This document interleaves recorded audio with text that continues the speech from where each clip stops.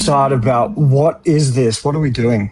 Well, we're not asking what TikTok is in the abstract sense. We're asking what this is, this thing that we're doing, this room, this live, this grid of faces, these buttons, moderators, gifts, leaderboards, rules, the chat that's streaming down below. Technically, it's infrastructure. It's cameras and code, it's data collection and incentive design. It's commissions and creator rewards. It's a system that adjusts how much you earn based on how you perform. But it can also mean your rent and your groceries and your stability. And it's all linked to how you show up inside this space right here. But that's only the surface, because the deeper question is, what should this be used for? Is this an agora, a type of meeting place? Is it an office, a stage, a battleground, donation infrastructure, micro patronage system, or is it entertainment and commerce? When someone sends a gift, what does that mean? Is it generosity, status, strategy, support, or extraction? Does gifting redistribute power, or does it concentrate it? Does the leaderboard build community or manufacture competition? When does identity become capital? And when does personality become product? Because make no mistake, we are inside a system designed to capture attention. And today I'm hoping to capture yours, to reward engagement, to keep us here, to keep us spending, and to keep us performing. Those may not be my goals, but that's what this space can mean. So the question is not just what is this space, but how do we use it without being used by it? How do we act with intention inside something engineered for retention? And if we don't understand the nature of this room, we cannot behave responsibly within it. For some, this is community. Others, it's income and survival. For me, it's a type of intellectual experimentation. So tonight, we define the mountain before we push the zone. We zoom in, we get precise, and we strip away assumptions. What is this space? What do we want it to become? Welcome to the salad layer. Whoa. That was Where do we my begin? introduction. I don't know. So, well, we start by your experience. How have you experienced this space? Because you were on TikTok for a while. You went away, you came back, you posted a few videos. I kept tagging you relentlessly in people posting what we would consider less than ideal recommendations. And I just kept tagging you, trying to bring you in. But now you're here and you're on camera. So what is this to you? What is this space? You know what? I'm going to do a classic zoom out a little bit and just talk about social media in entirety for a second, because to me, this is a form of social media, and social media for me back in like 2017 is what got me into my area of research, was because I saw people posting on Instagram about different sciencey things for pain science. And then through that, I decided I wanted to post on Instagram and learn and help people learn and stuff like that as well. And then in 2019, I think it was 2020, when COVID rolled around, I got sucked into TikTok. And then it was really funny looking at the difference between the crap on TikTok versus what is kind of okay on Instagram, but still kind of crappy. And I used to do a lot of like commenting on things, and like I've had a couple different, or 3 or 4 different accounts over the years, just because it's something I do, is I like starting anew. And I've always tried to be like engaged as like a lurker commenter rather than content creator on TikTok, at least. So I've only experienced TikTok through For You page, and somewhat through actually followers. I hadn't stuffed around with lives at all. My sister used to watch battles back in the day in like 2021 and would religiously sit there and like watch people talk shit to each other. Wasn't somebody that donated anything, but just loved to watch it. So I understood TikTok as just this amalgamation of different ways to get information out there, but I used it as a scientific means. So now, being on live, it's very, very different, because I haven't been on what I call, like, you'll hear people say this side of TikTok. I've never done a live before last week. Never even really bothered watching many lives until Salad kind of introduced me more to them. I might have digressed a little bit here, but this this for me is just a way to put entertainment, put information, educational, whatever it is, things out there to people. And I think like it really got going. So there's people like TNF. Who else is really big in the fitness area? Like there was a couple people like 9 to 5 Fitness here in Australia that and just the stitching all the time, like Stitch being something that was new just for TikTok. Like you just saw a lot of people stitching and answering comments with more videos, and that's kind of where people went with it. And that's what I watched more of than lives themselves. Yeah.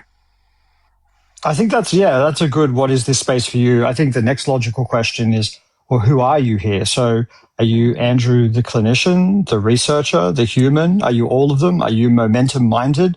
Which version of you belongs on TikTok, and how are you going to present that? See, now that's an interesting question, because if it's just posts, I feel like I would be momentum minded, right? Where I'm very motivational or something like that. But on live, I'm Andrew. That involves me sometimes wearing my researcher hat, sometimes just wearing my silly goose hat, whatever it is, sometimes being the clinician. It's all of it. It's more raw me when it's on live, as opposed to posts. Okay. I don't know how long we're going to have Mikey here, but I wanted to say, Mikey, you heard what I said in my monologue and the questions I'm asking. Do you have anything that you think you could poke Andrew or get him to think about what this space is? I know that you know what this space is very well. I wrote a full reply. I love it. You know me. That's why I said I needed half an hour. It's pretty long, but I'll go over. It sort of touches on every base of it. So I wanted to start off and say that tonight and doing this, it's very simple, but it's also really, really brave. Because TikTok, it does have a darker side to it. And we've all seen that and noticed that many, many, many times. It can be loud. It can be really performative based. And it can be engineered to keep us checking, refreshing, and chasing the next hit of AB and our endorphin rush and our dopamine hits.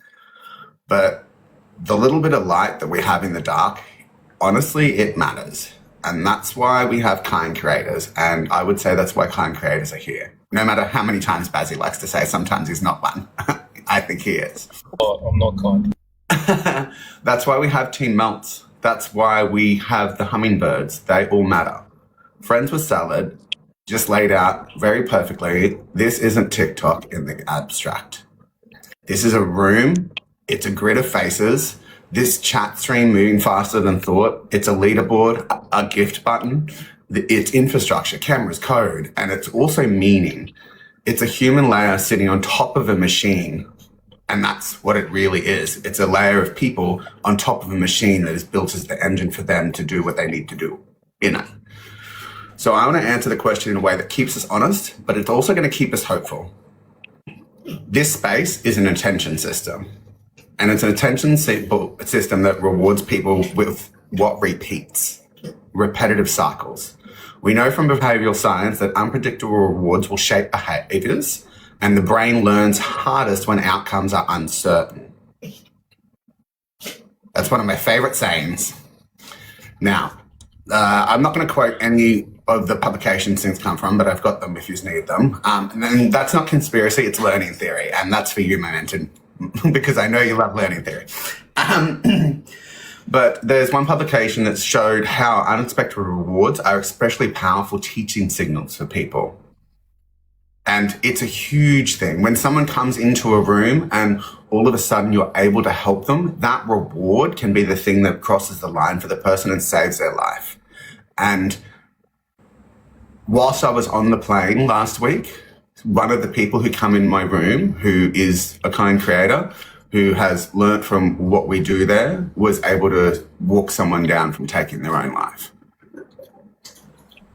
And that's not the first time it's happened. This space can be a beautiful thing. You translate it into social media and you get the rhythm we all feel. Sometimes you get a spike in your room. Sometimes you don't. Sometimes your room's going to be full of people. Sometimes it's really, really quiet. Sometimes you win, and sometimes you feel invisible. That uncertainty can turn creators into performers and viewers into gamblers. And that's honest, if we don't lead with intention. And that's my problem that I have. We have evidence on how we use social media and how it affects well-being. It was found that Facebook used predicted deadlines in subjective well-being over time. And we found that limiting social media reduced loneliness and depression. It was also found that it showed social comparison in social media can lower self-esteem in people, and that you can link social comparison with depression and anxiety patterns. And that's all true. And we've all seen it, and some of us would have even gone through it ourselves. So yes, the darker side is real. Comparison, competition, status, the pressure to perform, and the pressure to spend. And then there's the leaderboard. I don't want to get started on that, but I'm going to. Leaderboards can absolutely increase performance. Okay, there's a study that showed leaderboards can motivate people like hard goals do, which is why they're so sticky. They can create focus, and then they can also create obsession. Absolute obsession. Leaderboards, and also, of course, our tiers that we run through as well. So the question isn't are leaderboards evil? The question should be, what are we using that focus for? What are we going to utilize the leaderboards for? What is our intention as people with that? Because here's the pivot, and this is where the salad layer becomes what I would like to reference as the human layer. This same infrastructure can be used for care. Psychological behavior has measurable benefits. It was found that pro-social interventions are associated with improved health outcomes, especially in vulnerable groups. There are people who have disabilities or the inability or the psychological inability to go out and socialize. This space is for them too. And honestly, I came on here to do what I do because I saw the need for it, but also because I went through a massive breakup and I wasn't okay. And TikTok helped me at the time. And I'm sure we've all been through some of that as well. It found that studied pro-social and self-kindness interventions and their impacts on mental health outcomes could be huge. Even when results vary by person, the direction is clear. Kindness is not fluff. It can be a lever that saves people's lives. So when someone sends a gift, what is that? Sometimes it's generosity. Sometimes it's status. It can be strategy. It can be a thank you, or it can be your way of saying, I see you hurting. I hope you feel better. The tool is neutral. The intention is not. And we've seen that with the thing people like to call hate gifting. But in our room, when that sort of thing, we throw a thing called Steam battles, and people come to us for it, where the chats will be off, but someone can come throw points to release steam at another person. And people come see us for that. And they ask to have that ability to battle where the people who are in there throwing steam on either side turn off their things so they don't show up in the dots. And they're able to get rid of that through a method that they're used to, but we make sure that it can't hurt people further.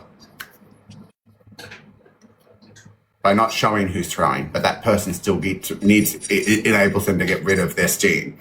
And that is the intent behind it. It goes from something that can be malicious to something that lets people relieve tensions without having pain behind it or pain caused after.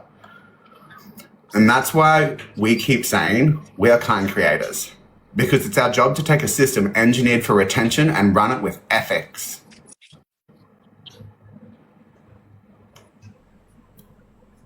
There's 3 principles that I wrote, which is our Team Melt's language, about how we sort of define what our rooms are.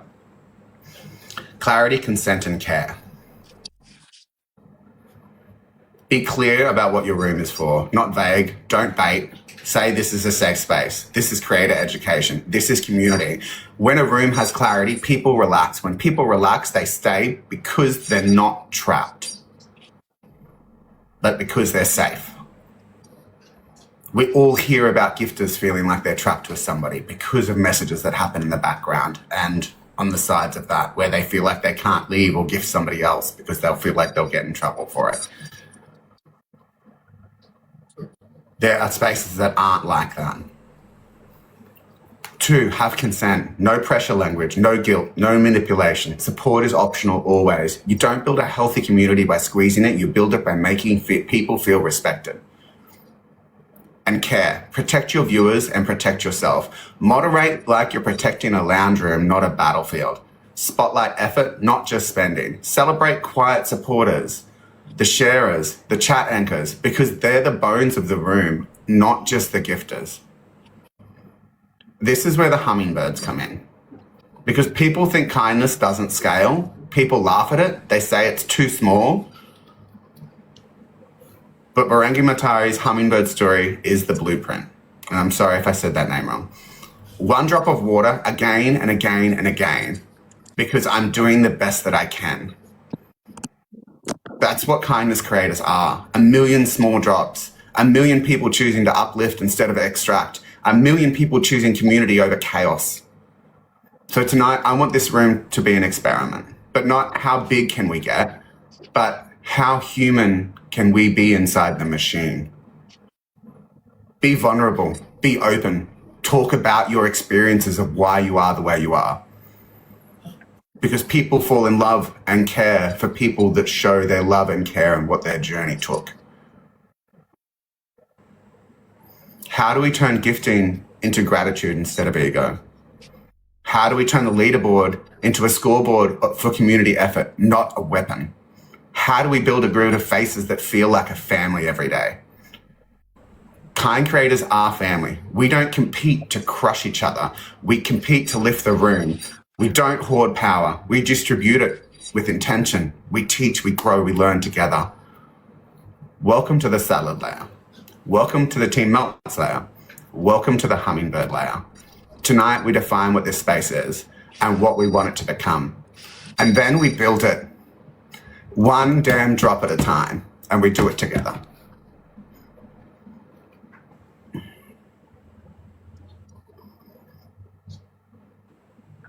Mikey, who are you? That was insane. That was beautiful. There's 2 of us here now. Wow. Okay. Who cares? Because like when people decide to use like science and things like that, my like red flag meter starts freaking up, and you even went into some stuff which is actually involved in my PhD, and like you nailed every bit. So like, why do you know that stuff? That's insane. I spent the last half an hour researching. Only half an hour. Far out. Okay.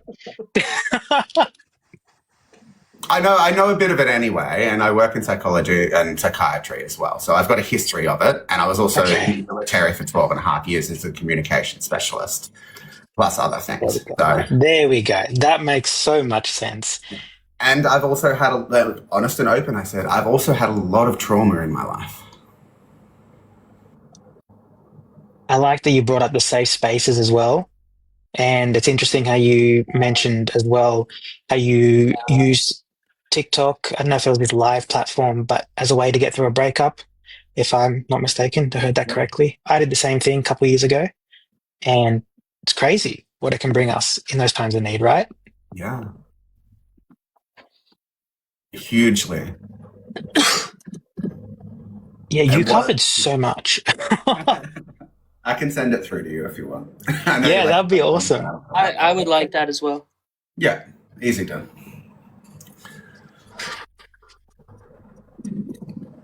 Do you have any questions, Andrew? Or like, we're still exploring what is the space for you. So we're trying to make this a rich, question answer. Like, because you're here and you're you're an exercise physiologist, but you're a researcher, and the mechanics here are visibility and attention. Like, what if you used, like, what if you somehow ended up on the podium with lots and lots of people looking at you all around Australia, and you used that podium to platform a stroke survivor rebuilding movement, or a wheelchair athlete explaining load, or you explaining how adaptation curves work. Like, that's, you could if you wanted to, or you could just have fun. Like, it's your space. There isn't a moral judgment about it, but there is a podium, there is a ladder.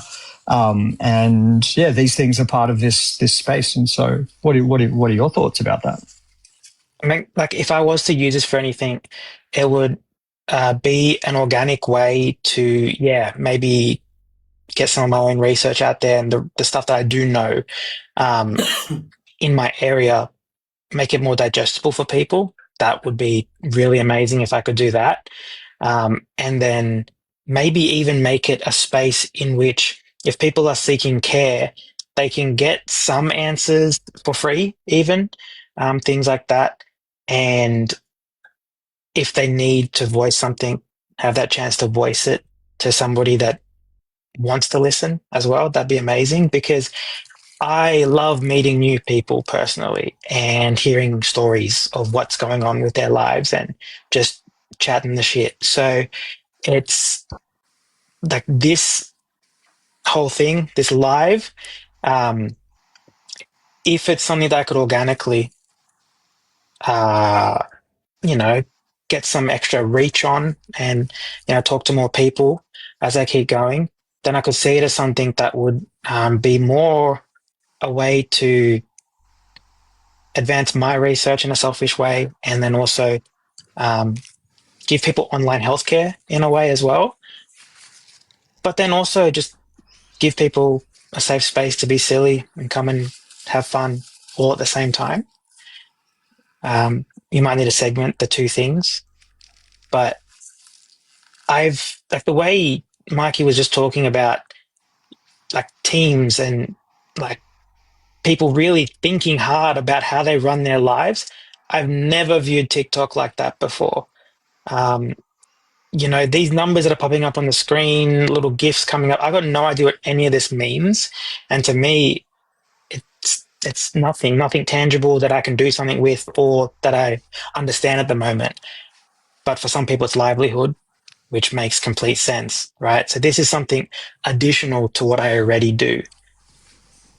But if I could make it something that's, 50% of what I do, because I always want to be doing research regardless, then that would be amazing to create a space like that for everybody to learn a bit of critical thinking. If they want to go into research, learn how they can do that, and then get help as well. Yeah. You just gave me a thought. Imagine if you did science communication and some sort of, like, not clinical care, but you just spoke to people about things they have. I've got a sore back or whatever it is, but you did it in the context of a battle. So people know when they battle Andrew, they're going into a battle. They're going to be asked some science questions. They're going to be asked about their physical, activity. Like, you are a battle doctor. You're Dr. Natoli soon, 18 months away, not the actual clinical doctor, but the research doctor, but you're an EP. That's an interesting one, right? That's one for Boulez. You could be a battle doctor, and Boulez has arrived. Welcome, Boulez. Hey, he's made it. Hello. Hello. Great to have you here. One must not imagine Boulez being happy, but thank you for inviting me. It's so good to have you. I don't know if you're aware of this. If you are a professional services person, there is an avenue through TikTok where someone can click on a little button once you set it up on the left of the chat box to book in a professional service meeting with you directly. That'd be pretty cool to have. If anything makes accessibility better for people, then hell yeah, I'd do that. That's a great idea. I'm going to put the spotlight on Boulezbian for a second. I sent you, you can read it later. I sent you my little monologue. I'm sure you know most of it. We were just asking Andrew about what is this space. And so we were just talking about him as a researcher, a human, as an exercise physiologist, and what would the attention and the visibility mean? So I know that you're good at thinking on the spot. So how about I throw it to you? What is this space for you, Boulez? You're wrong. I'm not good at thinking on the spot. I like to take my time to think, and it takes me a long time to think. But I think as some of you here like to even define definitive, we need to be clear about our terms. So when you say space, what are you asking? What is this space, this virtual TikTok space? Yeah, so this thing that I'm in right now with you, whatever this thing is that allows me to speak to you and to mute my microphone, it's technology. It's there's gifting mechanisms, there's battles as we went on, but also there's potentially meaning and intention as well. So what is this space that you and I are in, and also what could our intentions be to use it? You convinced me to be here. So everything you said sounds good to me. As for this space, this is my third time I'm live. So I'm trying to learn what this is all about. We've tried in the previous conversations to define how friends work here, how friendship is changing. Communication is different here in this virtual space. Could you be more specific? Yeah, I reckon, why don't we start by defining some terms? So, because I did put some words in the invite and my post, and I know that you know what they mean, but I want to talk to everyone else. What does ontology mean, and what does epistemology mean, and how are they different? Ontology is the study of things or stuff. If you believe in things, if you believe things exist, what kind of things you believe exist are included in your ontology. So on one of the lives that we had, I asked you the question on whether everything is natural. That means out of all the things you think exist, the question is, do you think they're all natural? But you had a problem in that concept wasn't clear to you. And you said that when you think of nature, you think of plants. But I saw the recording of the wonderful Momentum and Salad discussion on pain. And there was a brief discussion there at the end on the natural. And I think Momentum was more along the lines of me, my naturalist view. But I also kind of, I posed the question in the wrong way, Salad, because there are many different conceptions of natural. If something has a cause and creates an effect, that might be considered natural. So it's one thing to be clear about our terms, and that's what we're trying to do here. So yes, how do we know the things that we think exist? That's epistemology. And what does this have to do with TikTok Live? So if we're thinking about ontology, is this TikTok Live a conversation, a marketplace, a performance, a community? What kind of reality does this space have? Well, yeah, this is my third time here, so I'm trying to figure that out. This is some kind of social interaction. There's communication involved. Why are you here? It's a good question. You always have good questions. By accident, initially, I just started gifting people, and I found these systems and mechanisms really fascinating. And then I was temporarily living with someone who's on TikTok whilst my house was renovated. She explained things that I'd never thought about before about TikTok. And then I realized that she only knew about battles and making money. And I then went down this deep, deep rabbit hole of learning about TikTok. So I feel like my attention's been captured. That's why I'm here. And I want to build a business, and I want to build it around redistributing power while trying to make money. And it seems contradictory, but I think I can do it similar in a way to Mr. Beast or other people that do things that are similar. So that's why I'm here. So there's an overarching mission of redistributing power, and also maybe I could turn this into a really, really fun job. And can you remind us of your definition of soft power? Well, it's not, I mean, it's sort of my definition, but it's taken from Chomsky's manufacturing consent, where I can influence people to do things without physical force or violence. That's soft power. Are you influencing anyone here to? Well, you convinced me to be here, so that's a bit of influence. Are you influencing anyone else here? I mean, I think in some ways, yeah, I mean, yes, by asking directly, but also I put a post up. I worded the post in a certain way. I used the picture that you created of the salad with the money and the Greek scene. I put music that was appealing. I messaged a lot of individual people. I asked Nella and Helen and Mikey and all specific people. So I wouldn't say I used a form of soft power, but it was influence, which is kind of soft power as well. It's reciprocal in a way too, because I will go in other people's lives and help, and there's no expectation to help back, but this is a system that is based on reciprocity. So if I always just took and never gave, I think I am to some degree using soft power to try to get visibility for others and to also build the business that I want to build. How did I end up getting interviewed?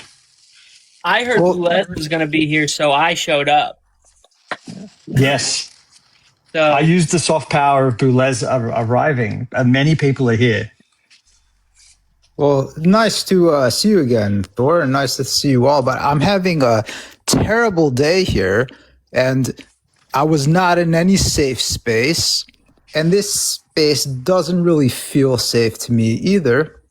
But that's not necessarily a bad thing. Hospital is why are you having a bad day? I have autism, and most of my days are bad, but this one was particularly dangerous because of the noise levels at my job, which caused me to be quite explosive, but I controlled it as much as I could. I'm not sure I'm going to be able to tomorrow. There might have to be some changes. But it's important to go outside of our safety or comfort zones sometimes, because if we create safe spaces around us, and there are certain times where we all need safe spaces because we don't want to be in the danger zone all the time. But I really liked your conversation with Momentum last time, and a lot of it was about understanding pain. And as organisms, we have to go through space, and there is going to be tension.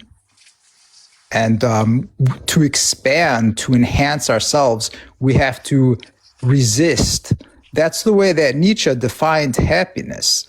It's the feeling that power is increasing and that resistance is overcome. And if we create spaces that are too safe, we don't encounter much resistance. I've been a part of many spaces that are composed of autistic people or other people trying to help autistic people that they called inclusive spaces. And they were not very honest with me, and I did not learn from them. I've learned more from my enemies. Not that I'm trying to make enemies here, but this is not pleasant, I have to admit. But exercise is not pleasant either. Tell me a bit. Tell me a bit about this failure, pushing yourself to failure sometimes. Maybe Momentum, maybe Salad. I know you two know a lot about exercise. That's actually really interesting. And I got a little anecdote from a previous client that hated that word. So in exercise science, we say push until volitional failure, meaning that no matter what you wanted out of it, your muscles could not contract again to actually push the weight away from you or bring it towards you. So that's like volitional failure. You couldn't even if you wanted to. But is failure the right word to use? For some people, no, because maybe they feel like, oh, I've failed by doing the thing, meaning I haven't succeeded. But it's actually the opposite because it is what we want, which is a success. So you can choose to stop and say that is where I want to stop there. But I could have done 2, 3, 4 more reps. So if you add those reps, then you're at volitional failure. Or you can just say, I couldn't do any more reps. So more or less, that's how we talk about failure in exercise science. Now, with that, especially in your industry, how are you finding trauma response cycles stopping people from pushing to that volitional failure because they're so worried about re-injuring that they don't allow themselves to push to that volitional failure because they don't want to feel sore, they don't want to feel pain, they don't want their ankle or back to be hurting again. But in order sometimes to heal, you have to push those boundaries. Yeah, pretty much. Wow, that's a great question. We have this concept called Twin Peaks that we speak a lot about when re-educating people on their pain system, in which you have a tissue tolerance, which is at a given level. If you think of, you have a mountain here. You have a tissue tolerance at a given level. And when you injure yourself, right, that tissue tolerance drops because those tissues are broken. So tissues as in your physical body. It drops down the mountain. So a lot less work will need to be done to hurt those tissues again. Yeah. Right? And the thing is, what happens with those tissue, that dropping down the mountain is what else drops is also your pain response, because usually just above that tissue failure or breaking point is your pain response. Right? Sorry, just before, I should say. You feel a little bit of pain and then your tissues will fail because it tries to keep you away from it. Both those lines move down. After the space of 3 months, that tissue, will heal and go back up to where it was. But then with chronic pain, your actual pain response will stay down here. So you do a lot less feel pain, right? And you think, oh, this is unsafe. I better stop right here. But actually, no, your tissues are healed. They're back up here. You need to find a way to move this pain response back up to where it was as well, so you can do more. So it's very much learning how to teeter on the edge of where that pain response is to then slowly slide it back up the mountain. And there are many ways to do that. For some people, it's going really light and really staying far away from it. For other people, it's understanding this is what is a pain response, and this is what it just feels like to do this movement. It's not necessarily pain or something that's dangerous.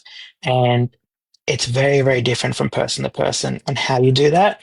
Like you said, Mikey, some people actually need to push through that and understand this is safe. I am okay.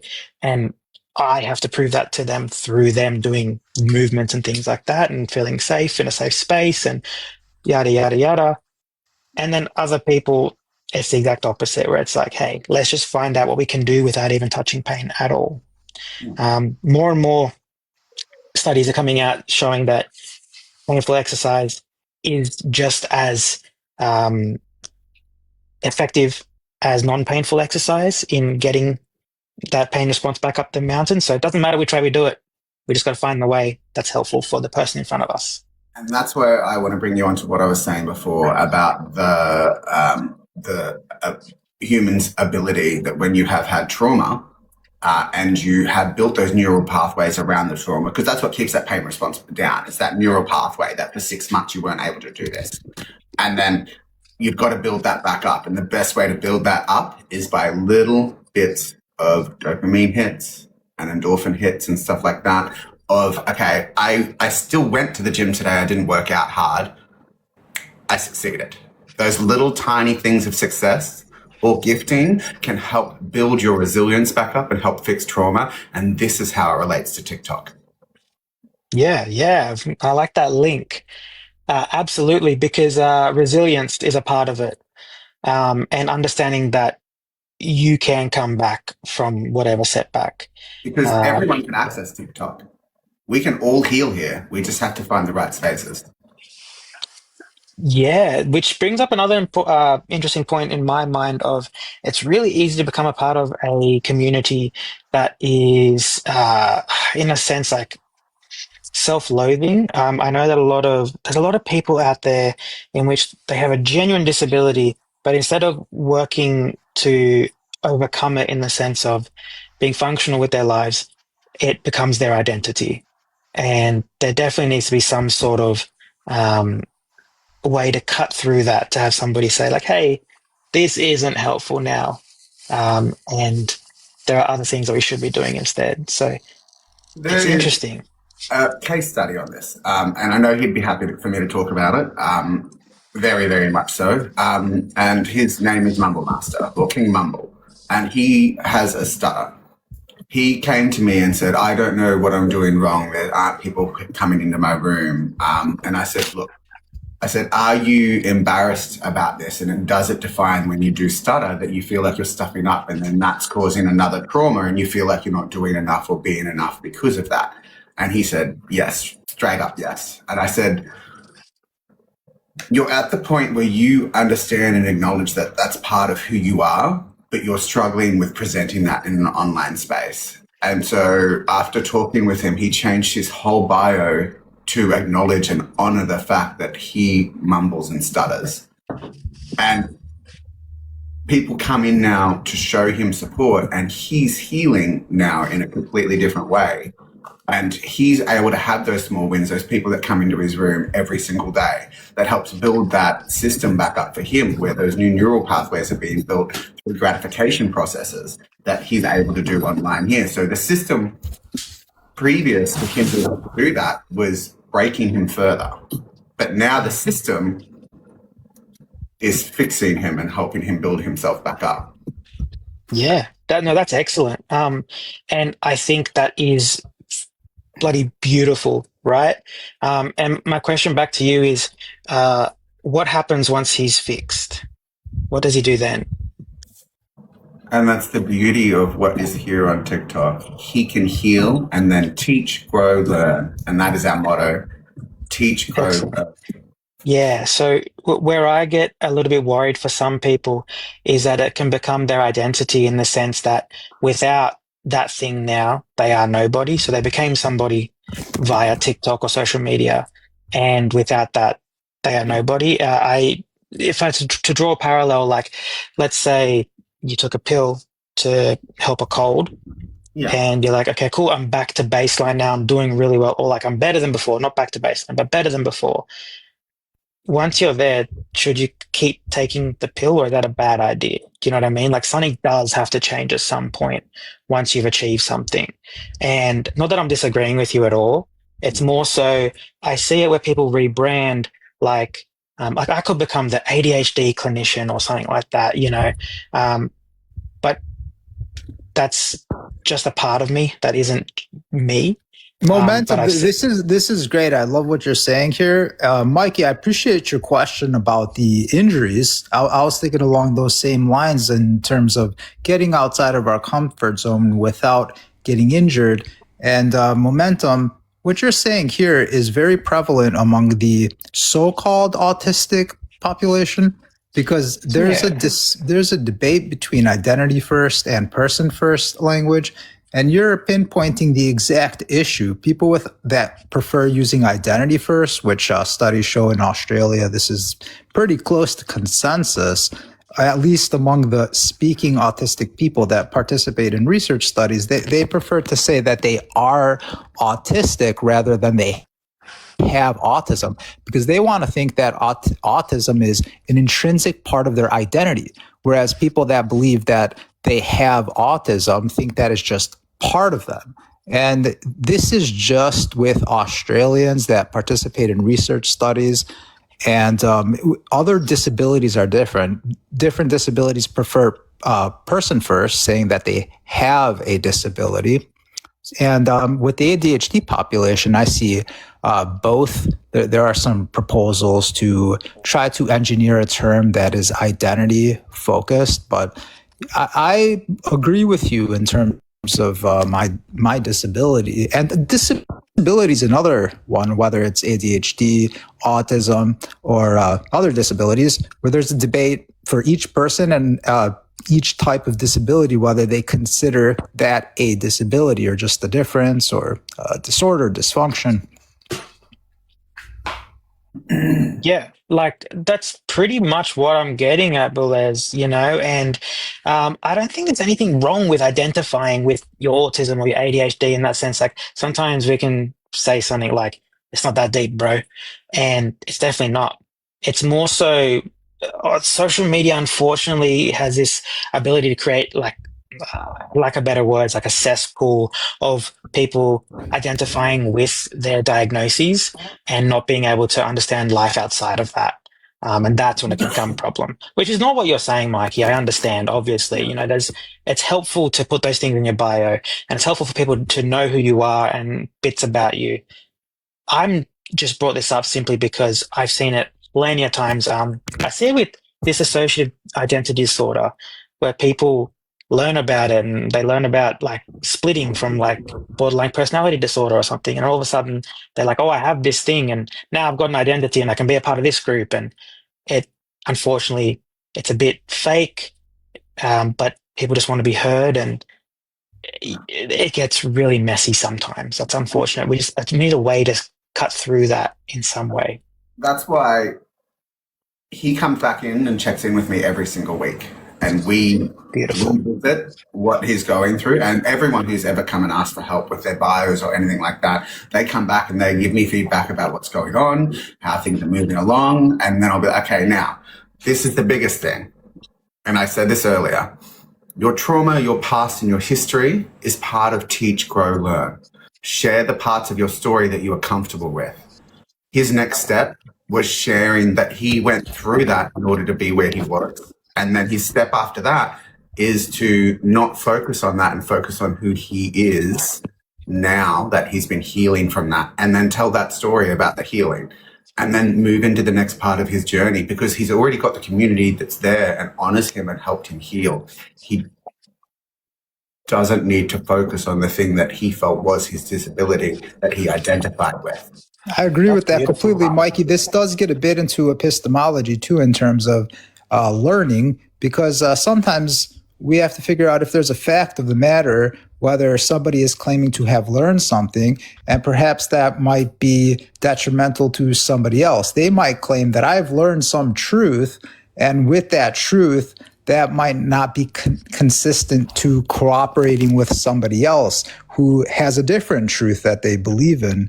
So yeah, different people think that they've learned, different people think that they have understood their core selves. Is there a fact of the matter? Is the self just a narrative that's an interpretation of certain behaviors and actions? What are your views when it comes to the epistemology? My views are our two mottos. Teach others what you went through in life and what's gotten to where you are. Grow as a person, as a community, and with other people. And you do that by learning about their stories too and the differences between you. And that's where that comes into play. I agree with that, but that is also what the Nazis were claiming. And our next step in that is, our other motto is treat others with kindness, love, and affection because you don't know when they're standing on the edge of something. I think the Nazis might agree with that too, but there might be a truth of the matter when it comes to this. And you have told us before about your theory of the concept of evil in the sense of doing harm.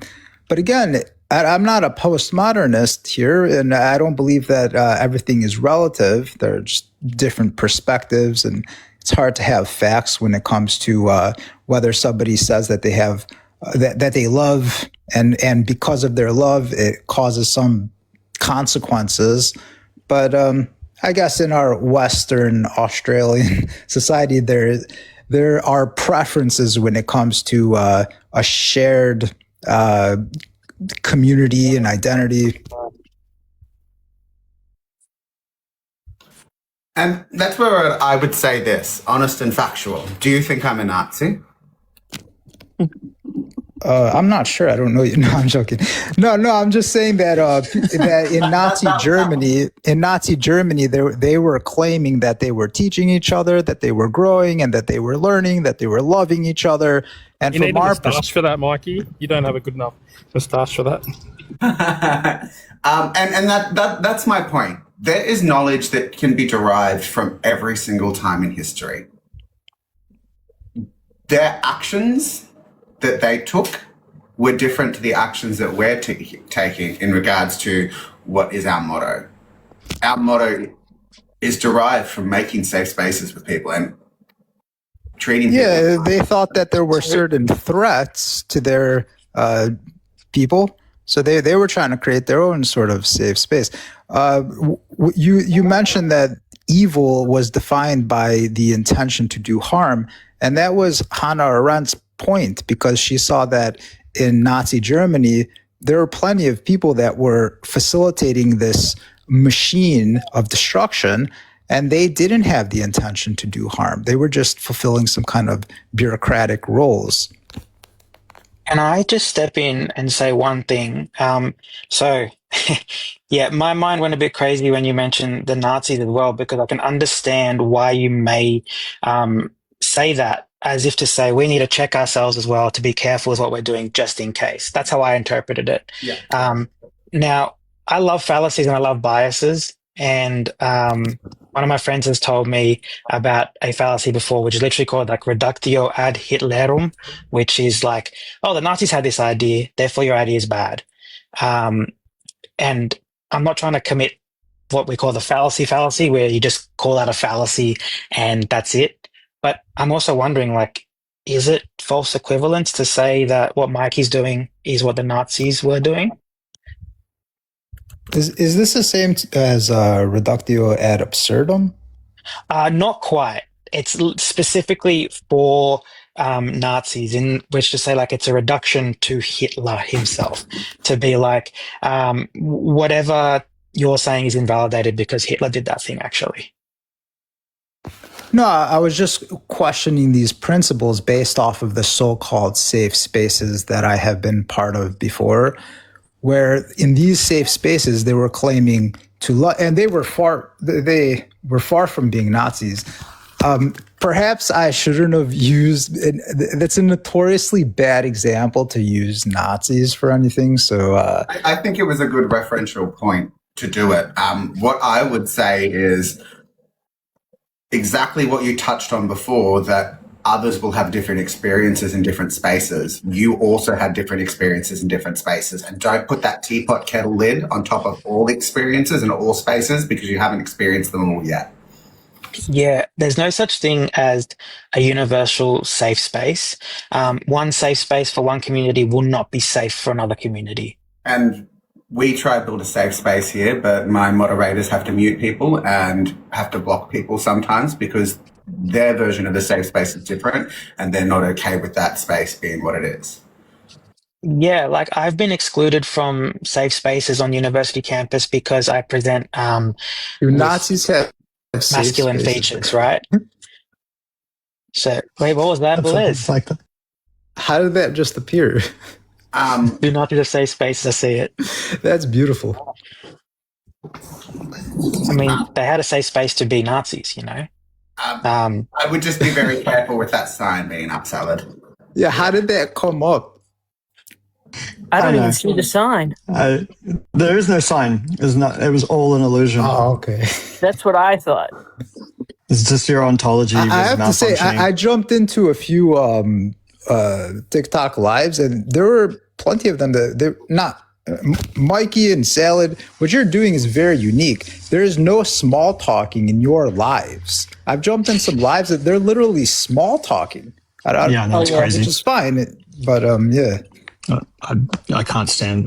Look, more power to them. I can't do it. So Yeah, like you know, just going back to to the whole concept of this and everything, I do think we need to check ourselves like as much as possible while making things that we may see as fruitful and positive, because we might not realize that, oh, for some reason it's not, or for some people it's not positive and things like that. And it's a good idea to, have these talks philosophically to tease that out.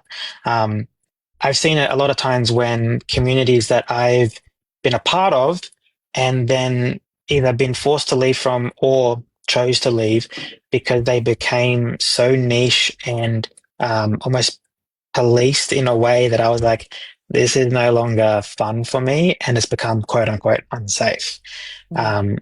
So as we're making something, it's important we constantly check ourselves, which, Mikey, it sounds like you're doing. That comes down to the momentum. That comes to Andrew. That comes down to the host. It's the host's job in the live that controls the live. He can end that live whenever he wants to. It's his job, his main purpose, and not the moderators. His job is to control that live sometimes. I get that when you got 300 people in your live, it's very, very hard to do, but that's on you. If you want to have a live with 300 plus people, that's your choice. But at the end of the day, you control it. It's what you control. And if you don't want something in your live, you can automatically just get rid of that. I think a lot of creators on this app, they just enjoy bringing that kind of negative energy into the live and playing off that. And I go to a lot of lives, and I don't gift a lot of people. And I see people use that negative energy to get the views up and to get the people in and hope to God that people will, open their wallets up and support that, that kind of creation, I guess. But yeah, it definitely comes down to the owner of the live. It's their sole responsibility is to control that vibe, I guess. Yeah. While we're on this topic, Nanda had a question, and she asks, how does a streamer keep up with the pressure that comes with streaming? I think Mikey would best answer this one. As someone that streams on average 10 to 14 hours a day, it can be hard. But my moderators help me with that every single day. If I've been live for more than 4 hours, they'll be like, Mikey, go have a break. And I won't realize sometimes that much time has passed because we're there helping people. We're there having a community. Thank you, Mazzy. We're there looking after people. I want to understand what exactly a room can be, and I want to borrow a respectful metaphor from my Aboriginal culture and Torres Strait Islander practices called the yarning circle. The yarning circle isn't just people talking. It's a way of making a room safe, a room where accountability, respect, and a place to be heard. The room isn't built by volume. It's built by protocol. Respect the safe space. It's how people listen. It's by how people respond. And that leads to another metaphor by Dodari, which is called deep listening. The kind of listening where you slow your body down. You don't rush to fix. You don't rush to perform. You witness. And that matters because people don't arrive on TikTok Live as blank slates. And you have to sometimes hear their stories and their traumas and able to be there to help them. Now, people can arrive with a nervous system full of trauma, stress, grief, loneliness, and pain. But some people come here for laughs. They come here because they can't sleep. They come here because real life is heavy and they need a room where they can breathe for a moment. TikTok Live isn't just a room engine. It's a nervous system environment built on how people operate. And that's all of our nervous systems and every part of it, the good and the bad. And that's why there's good and bad here on TikTok as well. The live room is the algorithm. It's the thermostat. It's the chat. Is the weather. And your values are the house rules. The thermostat reacts to retention and watch time. The weather is the vibe, whether it's stormy, sunny, or foggy. And trauma changes how people experience the weather in your room. A stormy room doesn't just annoy some people. It can trigger shutdown, panic, or old familiar feeling of being unsafe. Cultural burning is the next part that I want to talk about. And this can be a touchy subject. Cool burning is using fire intentionally so it doesn't become a wildfire. They stopped this in Australia and I've only just started this up again. That's what moderation in your live is. That's what pacing is. That's what setting boundaries are. We don't wait for chaos to burn your whole room down. We manage the conditions early by setting our boundaries in a realistic state when people enter the room. Now the cautionary contrast, and I'm going to say this clearly, we do not borrow from Nazi ideology. But we learn from history what manipulation looks like when a system is used to control people.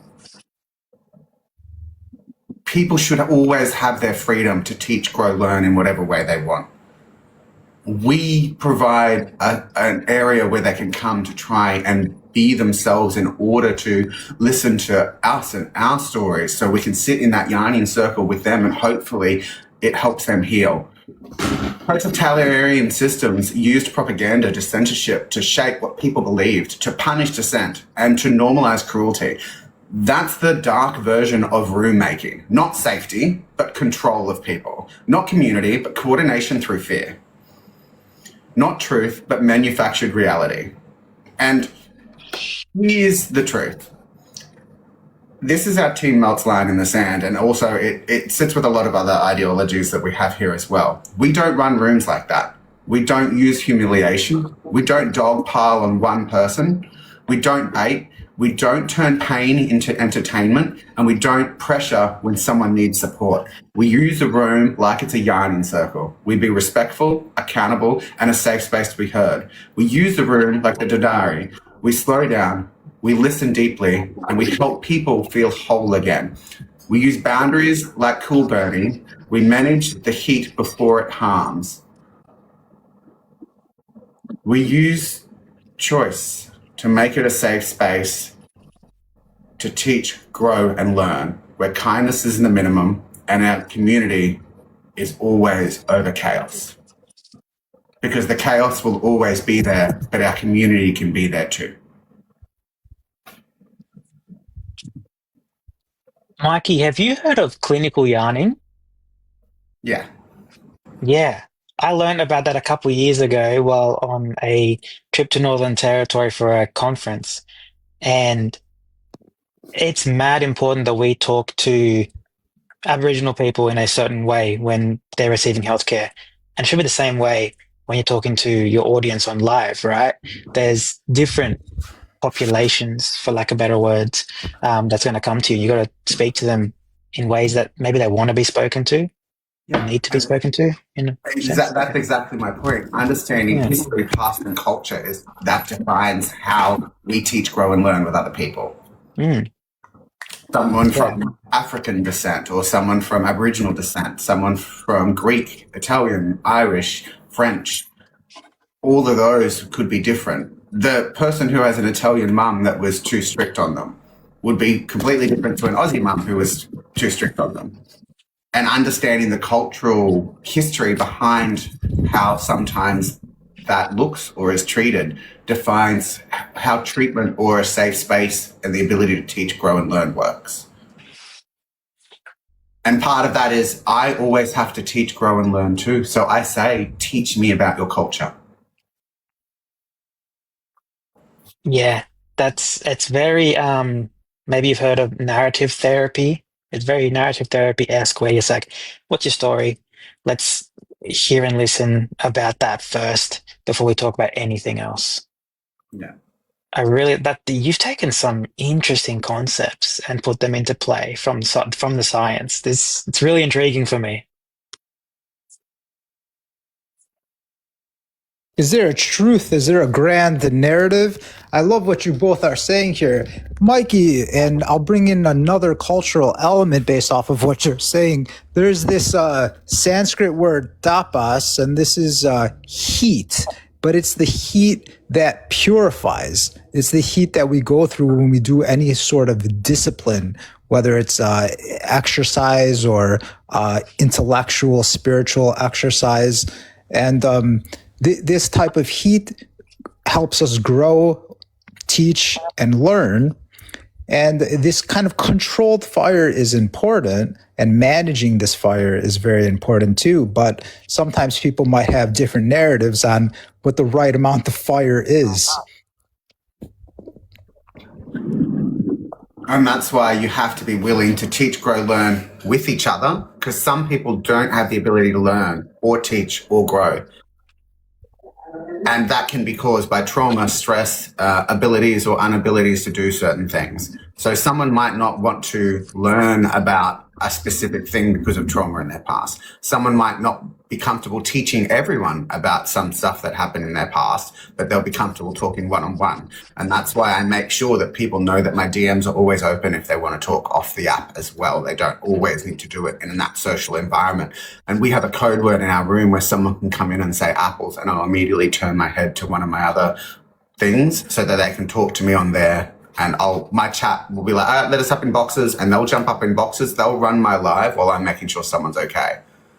Well, this is beautiful, and I'm glad that you're bringing this friendly fire to Australia, because there are we're very individualized in the United States and in Australia, and Aboriginal culture is to a certain extent relational. The concepts of trauma are often debated. Sometimes people want to precisify the meaning of them. Other people complain about semantic drift. I remember Momentum, you were very clear in your last discussion with Salad on trying to get as precise as possible about the concept of pain, because there were some questions around emotional pain, and you were just speaking within the context of acute and chronic pain. Can you remind us of the definition of pain? The general definition has something to do with physical or emotional reports of pain, whether there's tissue damage or not. But that's not the kind of acute pain that you were talking about.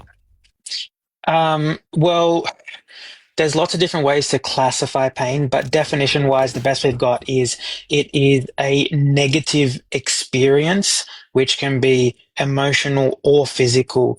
It doesn't matter if there is a physical trauma. It just needs to be an experience which is perceived negatively. And you're all about understanding pain, and each one of us has to go through our own journeys. Plus, as we were saying earlier, we need others to assist us too, sometimes to kind of encourage us to step a bit more outside of our comfort zone, or to be a bit more comfortable with the pain in order to grow without getting injured. And that does, as Mikey, you keep on pushing for, it does require a community. Unfortunately, here in Australia, for me at least, everything is atomized, individualized, and I'm very isolated. But keep up the good work, all of you. You keep up the good work too. I'll be like, I love having conversations like this with people.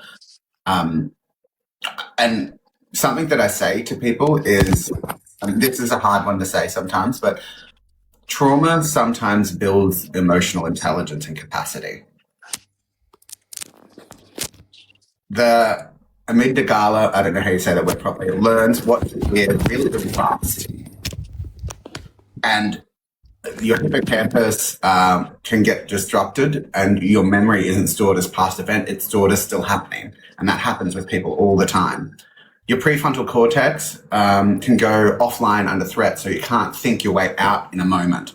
Over time, your brain builds strong pathways that connect certain cues, tone of voice, silence, rejection, smell, a look, a feeling in the body, to a threat response. And that's neuroplasticity doing its job. If this is happening again, act fast. Your fight or flight response will respond. Now, healing requires the nervous system to spend enough time in safety to update the prediction. That was then, this is now. And that's where your job comes into play. It takes time for people to build those new neural pathways. It's not going to be one meeting in a single day. It's why when you see a psychiatrist, it's done over time. It's why when you see an exercise psychologist, it's done over time. Trauma pathways interfere because they create hypervigilance, scanning constantly around a room for danger. I completely agree. There's always going to be this balance that we're seeking between safety and danger. Mike, do you have a specific distinction that you're working with that goes from mere discomfort to trauma. I know Momentum on the last live with Salad, you were all trying to get clear on the differences between pain and suffering. There's also a concept out here in the ecosystem, post-traumatic growth. And I feel like there are different conceptions of shared concepts that it would be nice for me to understand how trauma is being operationalized in this context. For me, the easiest definition of pain is the nervous system's protective signal, shaped by past learning that says something here isn't safe for me, which is defined by traumas. And they can be small traumas, between kicking your toe on a doorway to dropping a weight on your foot to going down a dark alley and seeing it on a movie that it's not safe. A trauma pain can become a memory in the body, tight chest, nausea, all that sort of stuff. A meaning, I'm not safe, I'm not wanted, I'm hurt again.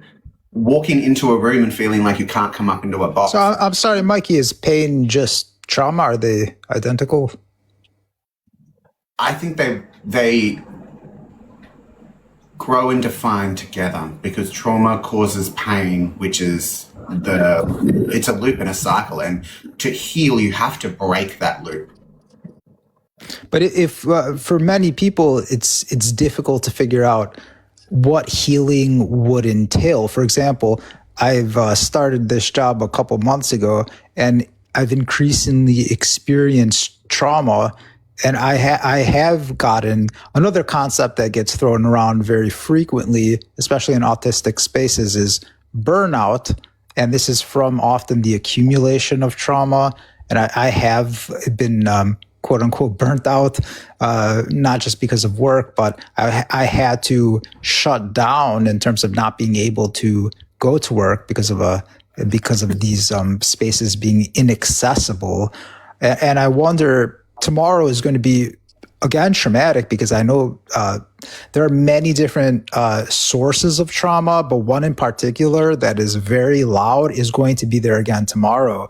And it's difficult for me to gauge where exactly would be the breaking point, which I was getting close to today. And of course, I'm not asking you to adjudicate this for me.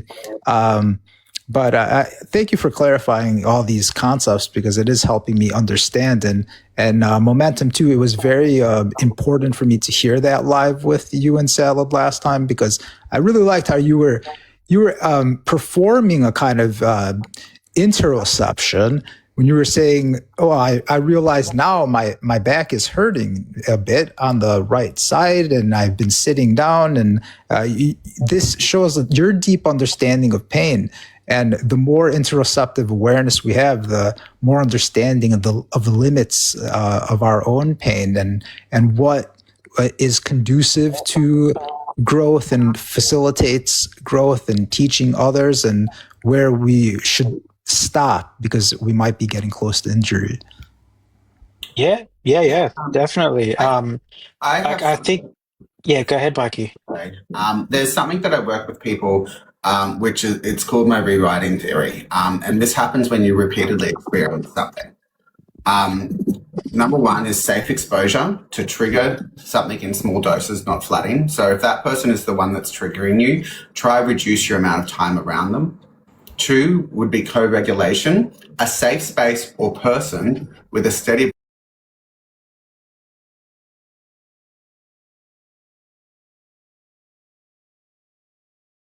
voice and predictable rules that you can go talk to, like sometimes an online space even, about how it was affecting you so that you can then regulate yourself.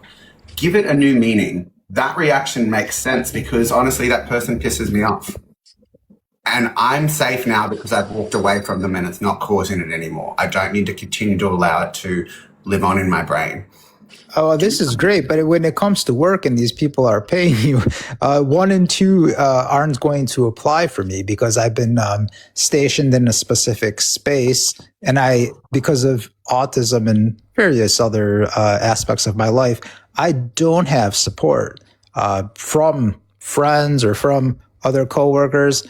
And especially at this job, if I if I go up to this one person and tell them to turn down the sound, this person actually might have ADHD, and many people with ADHD do need some kind of auditory stimulus for them to work.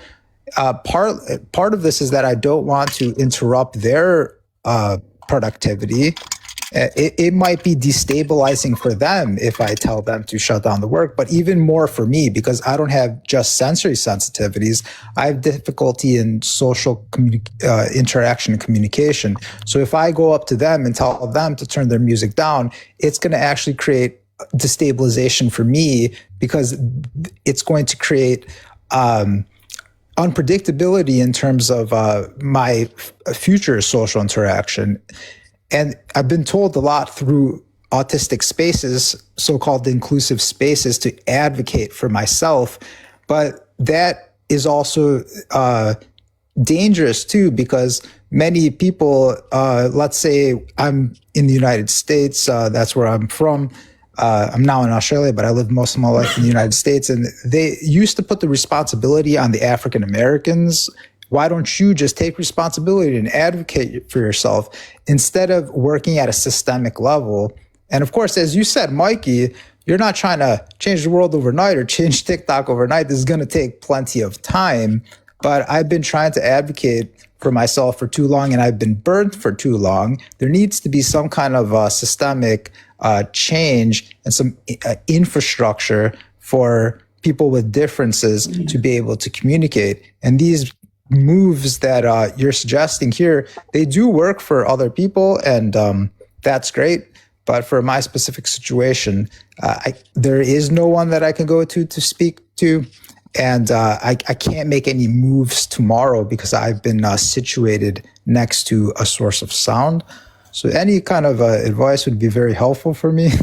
I would honestly do up a very short email to HR and just say, I just want to let you know, as you're aware, I am triggered by sound related things in my environment. I don't want to step on anyone else's toes and ask them to reduce their noise levels or anything like that, because I understand that that's what might help with their productivity. Could I wear earmuffs, or could I wear like earplugs, or could I alleviate it in a way where it's something that I do so that everyone else can enjoy the space too, but it becomes more enjoyable for me? Yeah, that makes sense to me. I wear noise canceling headphones. However, if I put ear muffs over my head, that goes to, I have no social anxiety, but it's not going to be comfortable for an autistic person to have to wear. And I also have to coordinate with the rest of the team.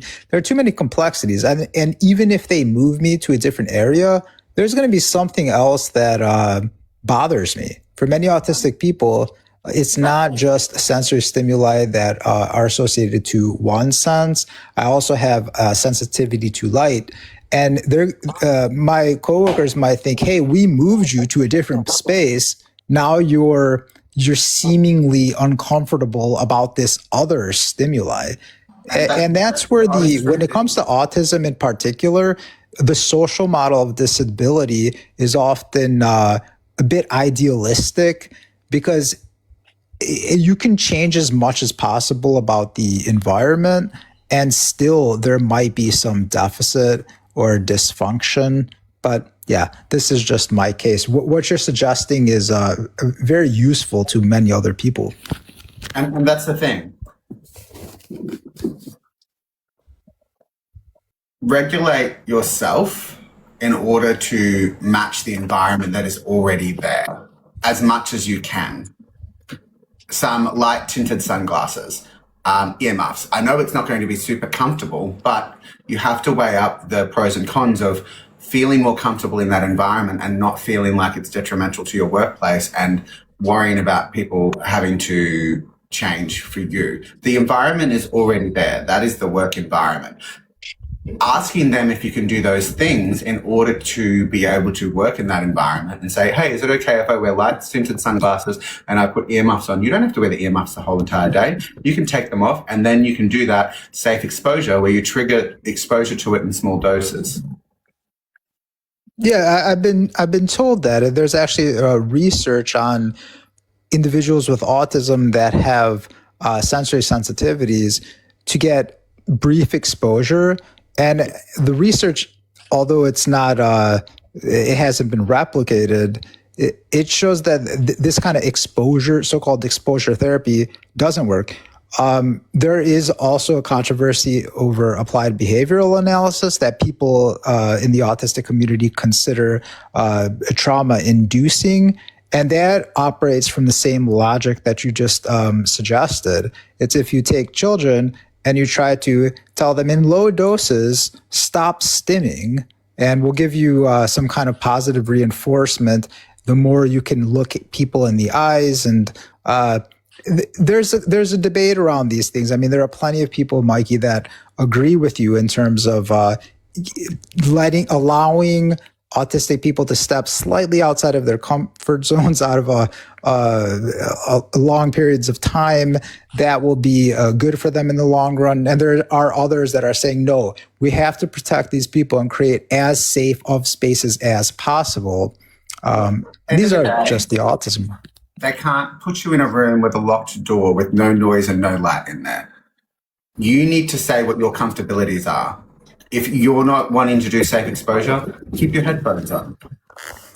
It's honest. The simpleness behind it is, if you need to be in this environment in order to be able to work, you have to find how it's going to be easier for you. Provide a solution to them and then say, or is there a space that I could be seated that would be more comfortable for me? And could someone, I go for... Yes, of course. I've already suggested this. And seeing as a Neurodiversity Celebration Week is coming up at the end of this month, this is an international thing, and a major initiative is operational changes. So they're actually saying the opposite of what you're saying. They're saying that autistic people have advocated enough for themselves. Now we need some kind of systemic change because that's just not there. And it is exactly what I said before. They aren't going to be aware unless you tell them what your comfortabilities are. You need to say, I need the lower light levels. I need the lower sound levels. This is what I can do in order to try and fix this for myself. Could you as a workplace please meet me in the middle and in conjunction with this and try help with this? If you're not able to reach out and say exactly what you need to them, they're not going to be aware because they don't read people's minds. Oh, yes, I have asked for various quiet rooms. And this is where the complexity comes in the messiness of the case of autism, where they said, oh, you can just go to this level. There's a quiet room over there. People with autism, they need to know also, where is this room? Who's there? Who uses this room? And then I'm going to go through all the effort to ask them 1,000 questions. These people also don't have plenty of time, and I have to be wary of the time that I am spending with them to bring up these cases. And I don't want to just say, write 5 pages about things that need to be put into place, because I need to be able to make predictions when I'm at a workplace, because that's the way that the autistic brain works, to be able to have clear expectations about the workspace. Neurotypical people don't need this sort of these sorts of accommodations. So yeah, I will take your advice into consideration and try to be a bit more informative. For you, Boulez. I'm going to interject just for one thing. Is what are you currently doing for yourself to help out this situation? What do you have in play at the moment? What specific situation? The work situation? Exactly, yes. Well, the sensory stimuli have drastically changed, and I've been trying to negotiate. Intense world theory is one theory of the many theories of autism, and that is pretty much self-explanatory. So it's my sensory world is going to be quite intense. And when there are abrupt changes in the environment when it comes to sensory stimuli, like right now, I just hear some typing. I don't know what it is, but it's Yeah, I hear it too. Sorry, it's rough. that's me. Apology. I'll Disgusting, HR. Salad. Sorry. How could you? I want to be pragmatic in this as well. Let's use a pragmatic kind of epistemology here. So, what is it that you're putting into play behaviorally? Noise canceling headphones, going outside for a walk several times per day, trying to figure besides intense world theory, there are plenty of other theories. One is predictive coding theories of autism. And Those aren't behaviors, though, Boulez. no, I know they're theories. So I'm trying to predict, when is it going to be intermittent? How long is it going to last? When is it going to stop? So I can adjust my behaviors around the predictions of the sensory environment. Okay, yeah, so it's a cognitive behavior, definitely, in that case. Yeah, I'm sure. So Yeah. you're trying to. So you do the walking outside, the headphones, and you try to do some predictive processing of sorts, right? Yeah, I mean, I've had some in my previous job. There were so-called neurodivergent advisors to help neurodivergent staff, and they were going through the motions too that you and Mike are suggesting here. What are the adaptive strategies that you're going to have to put into place? Have you tried breathing exercises? Have you tried this and that? And I do the best that I can. I've been a support worker with autistic people. I've worked with various autistic organizations, and I've suggested similar things, behavioral modifications. And for plenty of autistic people, like I said, you can change the environment as much as you want, and they're still going to have deficits in those environments. I'm just trying to gauge what my deficits are in this specific environment to see how long I could survive. But if you have any behavioral modifications from the information you've had been given so far, I appreciate it. From what you're describing, it sounds like you still don't quite know what you actually need. Does that sound right? Well, I don't know what the environment has changed in the 2 months that I've been there. And in the last 2 weeks, there have been different seating arrangements. So I'm not sure how long this will persist. I've heard that the person that is creating a significant amount of noise is eventually going to leave. I don't know when exactly. But yeah, the environment's constantly changing. And autistic people are very sensitive to the stimuli in the environment. 100%. And there might not be a need for that to constantly change as well. So it might be really hard to deal with if there's no exact reason for it as well. It might seem reasonable to one person, just completely unreasonable to yourself or myself, as neurodivergent people. And I think the really important bit here isn't so much being resilient, but being unapologetically yourself. Because if you need to wear glasses, if you need to block out sound with loop earplugs, and then on top of that put on noise cancelling headphones, if you need to put a sign on your chair that says, please don't talk to me while I'm doing my tasks or while my headphones are on, do those things. It's funny, just in front of me, I have this thing I've always got on my desk.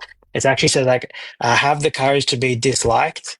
It's care about what other people think and become their prisoner. Just do them. Don't even ask. Just that's why things. I mentioned earlier that I don't have social anxiety, and I'm pretty confident too. So I don't mind looking anyway. Even if I try not to look odd or different, I'm still going to stick out. This has been happening throughout my life. Yeah, and plenty of autistic people have anxiety. I don't. So if that's the case, I mean, there is a certain level of kind of respect for your colleagues in which, people playing music out loud, it should be shunned upon in that kind of, what do you call it? Pro-social behavior, but to get rid of the negative. And that's not always there, so you have to take your own actions for those things. So if you're not afraid to stick out, then do those things that you need, and don't even ask for forgiveness afterwards if somebody gets mad at you. But I know the most difficult thing would be you approaching another person to have them change their behaviors. So change yours as much as possible, which is what Mikey was going on about as well a lot, which is really important. But it sounds like you've also got some great ways to do those things. Maybe at the moment you're just still figuring out what's to come, and that's what you're really attaching to at the moment. That's exactly right, and I thank you. I do feel better talking about this. So thank you, Mikey Momentum. I've received some great comments too. So I apologize. I didn't want to come with such explosion to this conversation, but I This had is a excellent. rough day.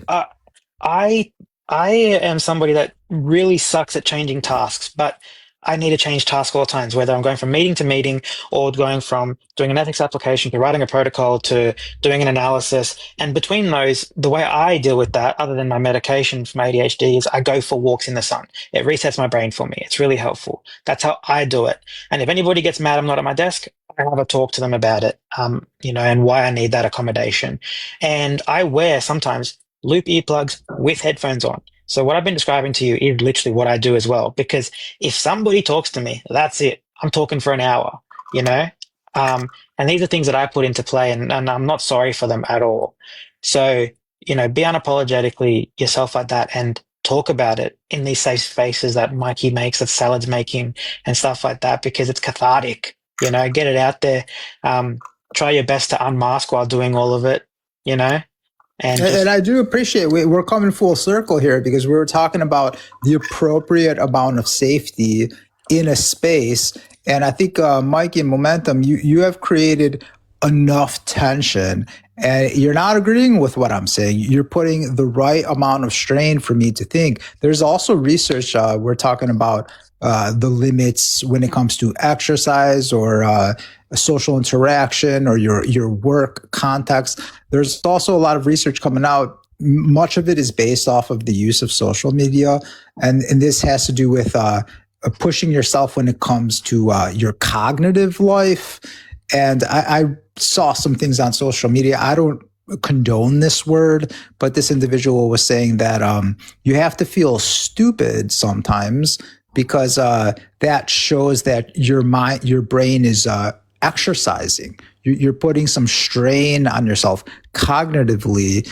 And as in our social lives, in our work lives, in our physical lives, we have to find the right discomfort or the right heat to put ourselves through. The same thing comes intellectually. We have to deal with complex information and people challenging our thoughts and pushing us outside of our mental comfort zone. So it's finding that right momentum when it comes to our mindedness. Yeah, and that's one thing that I say every day is, how can I learn this in a way that is safe and easy for me to do? And how can I adjust my environment in order for it to be safe and easy for me to be in? Can we just hold on 1 second? I'm sorry. Nan has been in here for a hot minute, and she had a question that she wanted answered. Nan, can you just ask your question, and then I'm going to do an introduction for Alexander to kind of jump in here as well. Oh, hello everyone. My question is, I've realized that TikTok has made us very antisocial. So how does one balance the two? How do we balance our daily lives and our daily activities with TikTok life? Because, for instance, last week, I think I was off for a day.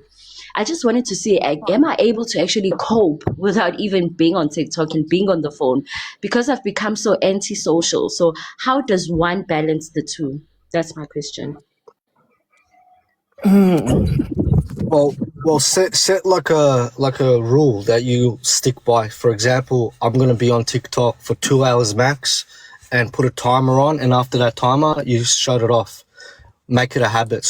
But do this every single day, like a little habit per day. You might not hit that goal the first day, but the more you try, the more you'll get it. So you got to make it a little habit each day. Yeah, I love this question. It has to do with a bit about what we were talking about earlier, how TikTok and other social media platforms are changing the definition of social and friendship. I've asked Salad and some others, whether they consider anybody on TikTok that they haven't seen in person their friends. So I think try to think through what a friend means to you, and if you are interacting with friends on TikTok, and if not, maybe you should, as Alexander said, limit your use of TikTok and reach out to people that you do consider your friends or you think is more genuinely social in terms of your activity. I'm actually of a different opinion. I agree with we should build habits and we should maybe limit things if you see them as dysfunctional to your life. But I don't think you should try to stop yourself. Building a habit is about replacing the thing, not stopping the thing. So with TikTok, if you're on it all the time, find something else that you're also interested in that isn't TikTok and see how long you can do that for. Because if you find yourself going to TikTok while doing that thing, that's when you got to talk to yourself and say, okay, why have I done this? Why am I not happy doing this? And you make a little assessment. But stopping yourself doesn't often work because that's not how you build a habit in the psychological sense. So is there anything, Nanda, that you like to do outside of TikTok? You know, I would say concentrate on those things for a little while and find a friend that you can do those things with. I don't know, Mikey, what your... Yeah. Sorry, because I won't lie, I've made people that are like are really close friends here on TikTok, and I find myself benefiting from TikTok because I engage with certain communities where you have certain discussions like these discussions, which are of benefit to me. So I'm learning more. I'm learning how to make money. I'm learning how to do this. I'm studying about certain things. So it has become more of a benefit to me rather than a liability. And Yeah, that's a big thing. When you see your space that you're creating and come into being a benefit to you, don't let other people's definitions define how you view something. If we all were scared of sharks because there's sharks at the beach, no one would ever go swimming. But if your safe space and where you enjoy spending your time is on TikTok, and every now and then you're like, okay, I need a day off, do that. Have your day off. Right. You can define your boundaries with that and see what works well with you. You don't have to turn around and then be like, okay, I'm going to limit myself to this, because that's just limiting yourself. If you have a day where you're like, I want to be in my online space with my friends on here and spend 20 hours on here, go for it. You're your own boss. You can do that if you want to.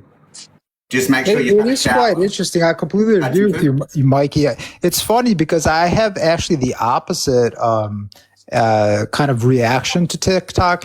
It's very uncomfortable to me, and I really hope Salad doesn't invite me to another TikTok live. I hate this, but the thing is, like, maybe this is good too. So it's hard for me to figure out whether this is the good type of beneficial fire to my life, because if Salad didn't invite me, I would never come back to this. This is terrifying. So for me, I'll add, before I started doing any kind of broadcasts, I was horrified of any kind of public speaking. I don't think you'd be able to tell that now, just because when I started live streaming, I was getting quite a bit of views, and it made me more comfortable with talking in front of an audience. Granted, I couldn't see them, but once I realized that those are people, they are watching me, and I am talking in front of them, it made it a lot easier for me to just talk in front of anybody at any given time, whether it be in the virtual, in real life. It's actually helped me socially, I believe. Now I'll tell my story to anybody I walk by. Whether it be, I really appreciate that. You've done a great job today too, interacting with the guests here. The 3 lives that I've done, you've been very articulate. You facilitated the conversations. Plus, you're an excellent lyricist too, so that might come in handy too. So yeah, I take what you're saying very seriously here. Thank you. It it really has helped. And I guess it's just different for different people. Because for me, I don't think I have digressed socially. I've only improved. It was really bad. Like in high school, I would skip class. I wouldn't even go to first or second period because I knew there would be a time where I'd be talking in front of maybe like 13 people.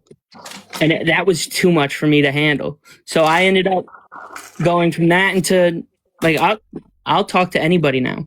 So keep that in mind. I would love to see you more on here. If it scares you too much, you can always go. No, I appreciate the story. And as I said earlier, I don't have social anxiety. I'm not. Right.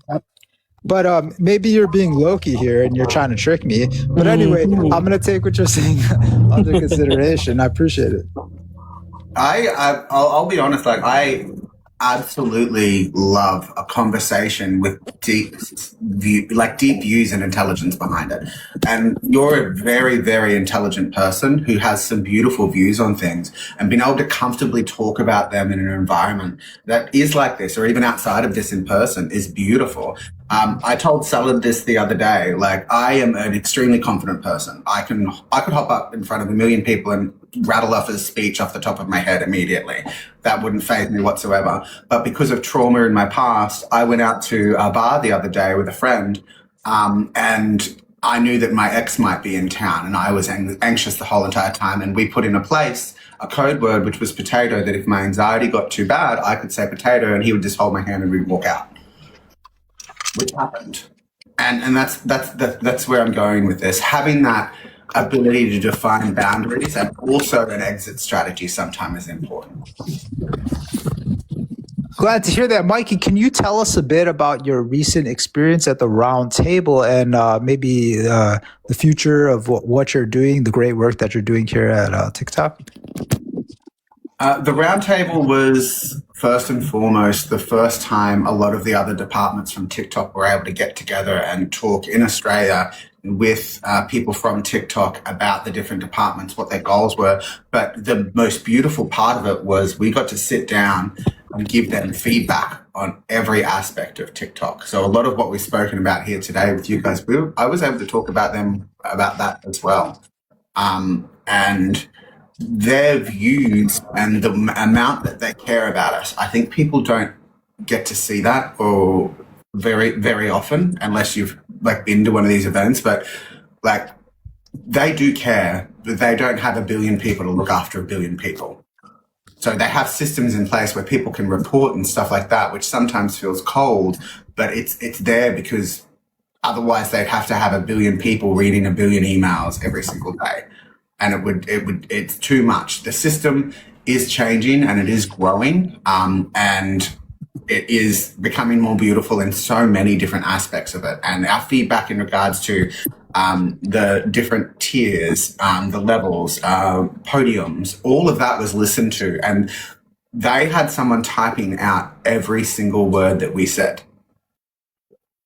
And as you know, I have a lot of opinions about TikTok. I stayed back for 1 hour and 45 minutes extra so that I could go through my whole entire list of stuff that I'd gathered from other people that wanted questions, that I knew that other people had questions or determinations or things they would love to see in TikTok. And I was able to pass that on to people to try and build it as something that can move forward towards more being a safe space for people. Well, that's great because I was very excited when you were telling us about this on the last live I was participating in. And as I said, I hope that you would spark that friendly fire that would catch on pretty quickly and try to take all these wonderful concepts that you have and the inspiration from the Aboriginal people here in Australia. But did you get any indication on maybe 2026, 2027, any kind of systemic changes that might happen? There's a lot of things in the work at the moment. Part of that is because of what we do in this place. They said to me, we wish you lived here so that when this sort of thing happened, we could communicate easier about it. So we've got a lot more open lines of communication with them now. And they've asked me to come back down to Sydney and go see them directly for a week every 3 months as well. So if there's anything else that we can go over, we can do that. they're opening up communication with some of the other departments. There's a lot of things that they've noted down that they've put through to department heads to see if we can put in place. Things will take time. And one of the hardest things is because of how companies work and are built, there's sorry for the euphemism, but there is like a Chinese wall between departments where the ethics department can't really talk to the software development department. We want to build that bridge of growth so that it's not just the TikTokers that can answer these questions, but they could communicate with each other about things that could be better. Sounds good. Looking forward to these changes. Great to hear, Mikey.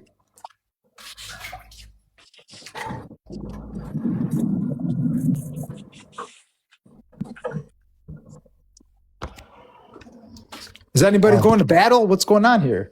What's next? It's the first I was moment. just It's wondering quiet. what Alexander was thinking on this matter. We kind of heard a little bit from him, but I wanted him to kind of jump in as well. Oh, I agree with what everyone is saying. Like, we all got like different perspectives as well. So, you know, I feel like what's said was correct. I don't know. That's just my opinion. So, yeah. I'm gonna actually have to jet now, guys. I'm just seeing the time. It's 10 to 8 p.m. All right. here. So thank you for the chat. Lovely to meet all of you that I've spoken to this evening. And we'll do another one soon for sure. It's been fun. Good to Yeah, see you, man. it's good to see you. I hope you feel like you know what this is now. God A bless, little bro. bit more. I'm still learning what all these little numbers and things mean, but I'll get there. Keep up the momentum, my friend. That's it. Exactly, right? All right. See you guys later. Take it easy. Yeah. Yeah, it's probably a good. I know that Boulez, you have to go soon too. I think, don't you? Yeah. How long have you got? Or are we overtime? I've got a couple of minutes. Yeah, sure. Why don't we, Nella or Nabakor or Nanda, if you wanted to jump in with anything, I'm here to listen. Ask Boulez anything you want. Could be related to what is this space, or If they how do don't, we make could it- also talk about what Boulez had brought up in his most recent TikTok post. I found it pretty interesting, and I'm kind of interested in what other people had thought. What was the post? What was the post? Is human?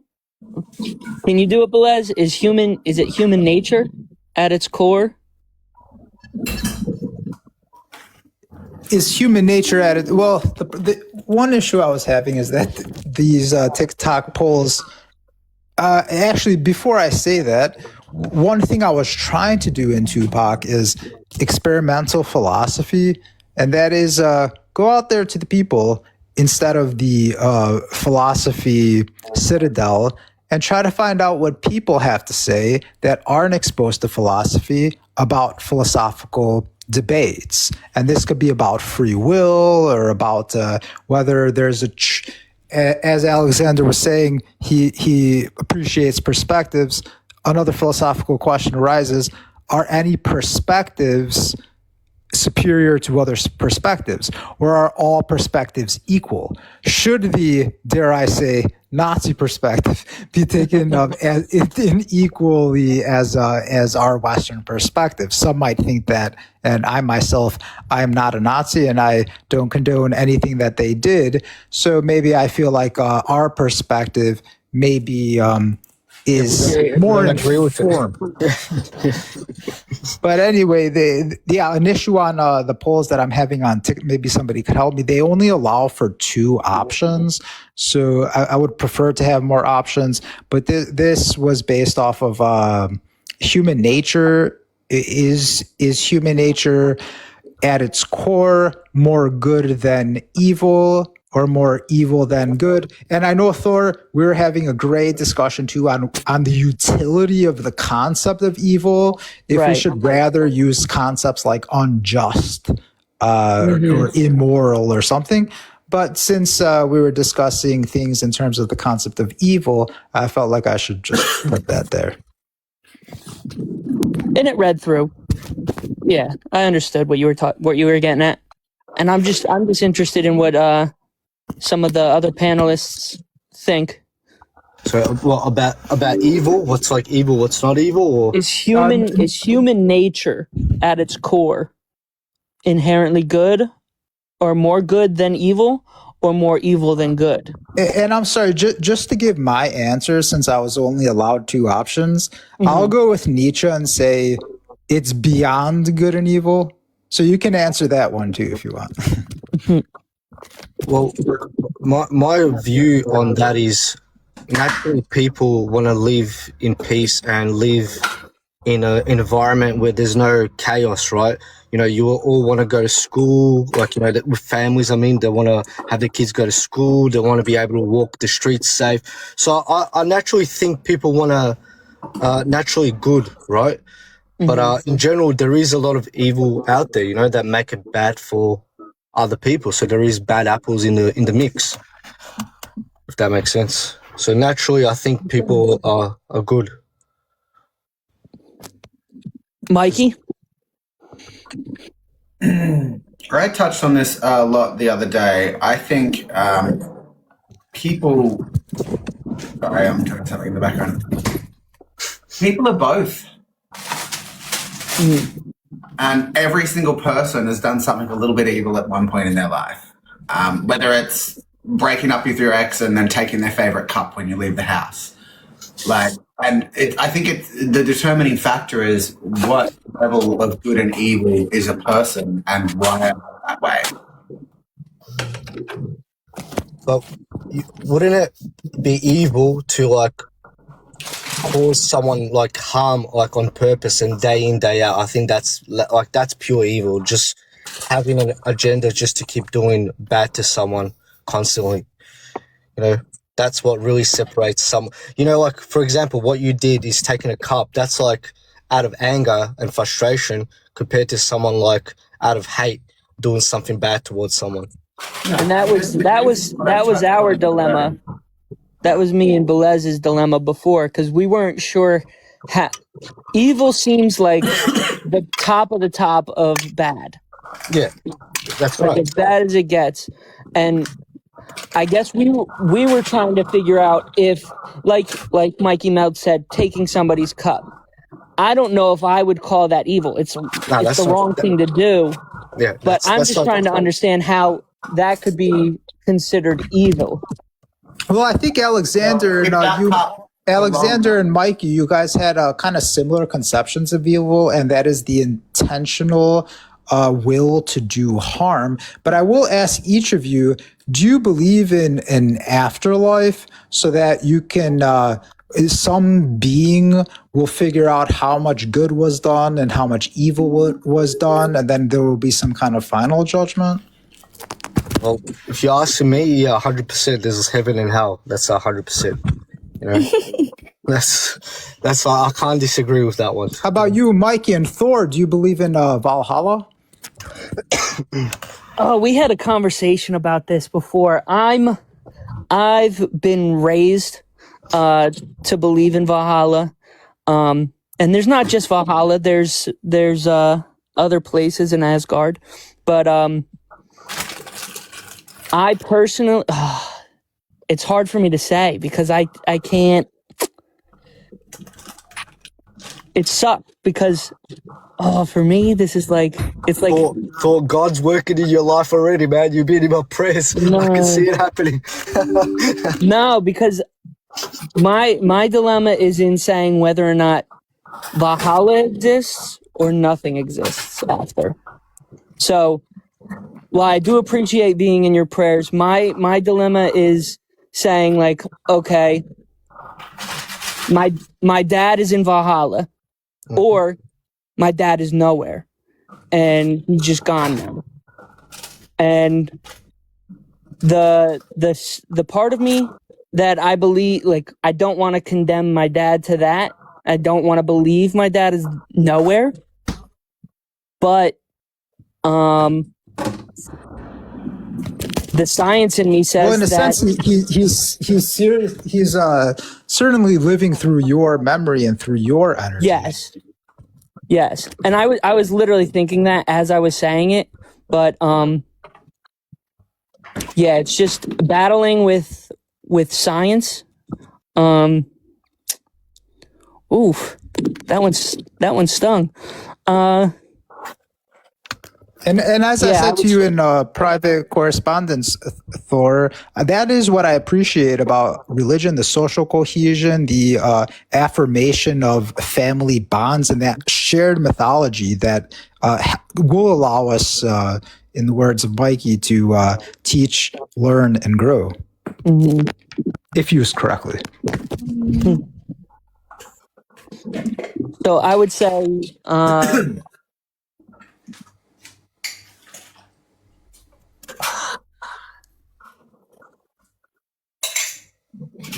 I'm gonna battle with this for forever. So, my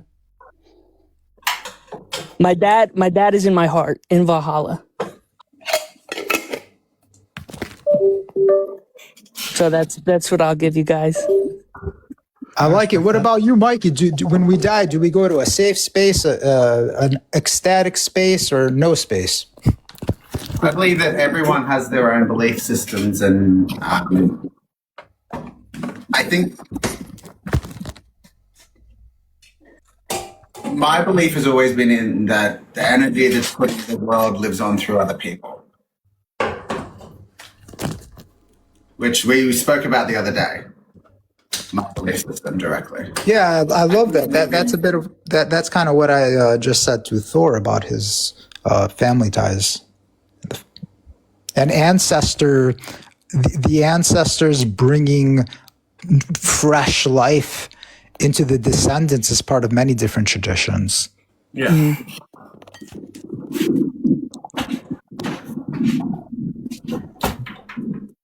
Can I say something?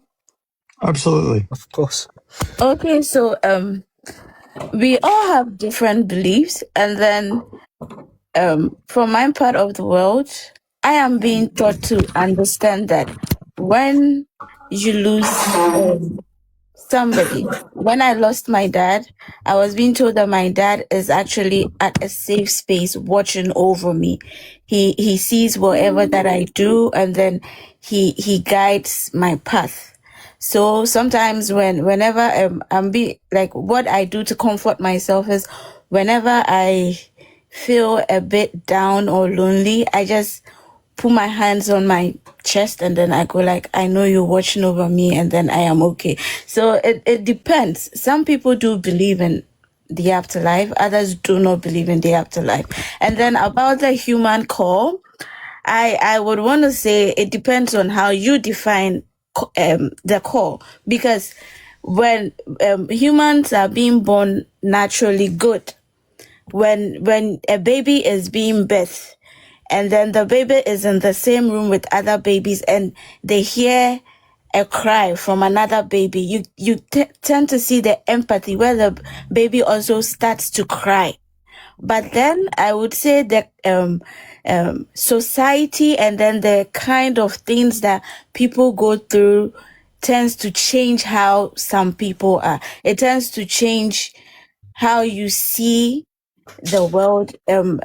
We have people who do not want to see you happy. They just want you to be angry. Like they hate you for no reason. So they just want to see anything evil happening to you. And then we have people who just want to see you smile. So like I would say it's a two-way kind of thing. You have those who are being good, and then we have those who are evil. Like they are evil in nature. They were being born to be good, but then you wouldn't know what made them to be that evil. That is a great answer, Na. And I also want to thank you too for being a true philosopher and showing the simplicity of the question, whether people are just good and evil, and asking us to define even what that means. And also, that's a wonderful name, Na Borkor. Is there a particular meaning to it? Okay, so in my tradition, now Boko is actually the second female born to my dad. I have a big sister, so the second female born is Boko. And then the Na is particularly given to people from like a royal family. Very nice. Nice. Beautiful. One thing I'll actually add is on that subject, like with good and evil, right? People are naturally selfish, right? So like we all have our own like selfish desires that we kind of want to fulfill. That's the kind of dilemma, like where it makes some certain people do the wrong thing to obtain these things they desire, right? So, I feel like when you kind of realize that, doing things for like in a selfish way will just bring destruction, then you start doing things out of a selfless way, like where you see like to help the world grow is to be able to help someone else. I believe that there is good and bad, and I believe that each and every person has a good and a bad in them, but we suppress the bad because we know this is not right, and you should not be doing this. So there are certain things in which we know as a people that we are not supposed to be doing this, and some people are vindictive in nature. So we are most likely to not associate ourselves with those people because we know that they are this kind of a people. So I believe there's always good and bad, but it's you suppress the bad because you know it's something which is wrong that you're not supposed to do. Correct. But see, like bad company corrupts good character. So it's like who you hang out with as well. You're right. That's Yeah. 100% true. So if you hang around with bad people, like you'll kind of pick up on their bad behavior, bad habits, what they do, and you'll think that's normal, and then you'll do the same thing. But if you hang around with good people, That's true. if you hang around with That's good true. people that have goals, that want to do good things, you Things pick up you end their up. yeah. Mm. Correct. I also think people who it's not just like because they know it's not a good thing to do. I think they know there's a repercussion. Like they could want to do it. And I think wanting to do some bad could be considered just as evil, but because they know that they put themselves in jeopardy. So they know they're putting themselves in jeopardy by doing this bad. And Thor, So do you they're think gonna- that there are facts about every action, whether that action is good or bad, or does it sometimes depend on the perspective of the individual or the culture? Well, it's got to depend. Like if they're doing a bad, is it witnessed? Because if you do a bad and nobody sees it, and you got away with it, you won. Not really. Like later on. Well, no, because I'm thinking in my mind, Alexander. I know where you're going. Go on and say it. I was like, look, all right, let's say you take that God moment, like God out of the equation, right? But let's say, just looking at a human standpoint, if you have a good heart and you do something wrong and no one's seen it, I think you're just going to eat yourself alive at night. You won't be able to sleep. I don't think everybody's like that, though. I'm not saying I could do a wrong. I could do something bad and live with myself with it. But I'm sure there let's are just other. take one example. What about abortion? Is there a fact about a specific abortion being right or wrong? Are different abortions right or wrong? For each abortion, is it the case that it is either right or wrong, or does it partly depend on the culture? I'm not touching that one. Somebody go. Yeah, look, I have opinions, but I want to be clear as well. There's people in the chat that might have experienced that and might have a personal experience. I like the question from a philosophical point of view. Hey, Mikey, can you help me make this a safe space? Wait, Nazis and abortions aren't. I'm joking. Look, I'm down. This is why I'm not a streamer. It's been a pleasure. I love you all, but have a good night. Thank you. No, don't run Don't away. you Now. dare. Oh, no, he's running away. Is he actually Don't running do away? it. He is. No, he threw that down and he's running away. Don't do it. I think in an online space or any space, having cognitive thought behind the fact that your conversation about it could affect someone in a bad way wouldn't be inherently evil, but understanding and not having the knowledge that that could affect someone who had been through some trauma in relation to that means that it's a touchy subject. And having a private space to discuss that with someone directly would be more important than doing it in an online space where it might trigger others. Nice. So yeah, my first instinct was to make sure we guide the conversation in a way that considers the fact that other people in here might have experienced that. When I didn't really think very hard when I started making Nazi stickers, and you pointed that out may not be the greatest thing. But this is why I'm not a streamer, because I don't have a filter. And I appreciate you being here. I think he ran away. He did. He just literally said Nazis and abortion and ran away. You're right. That's such a classic Boulez ending. That's how he says goodbye.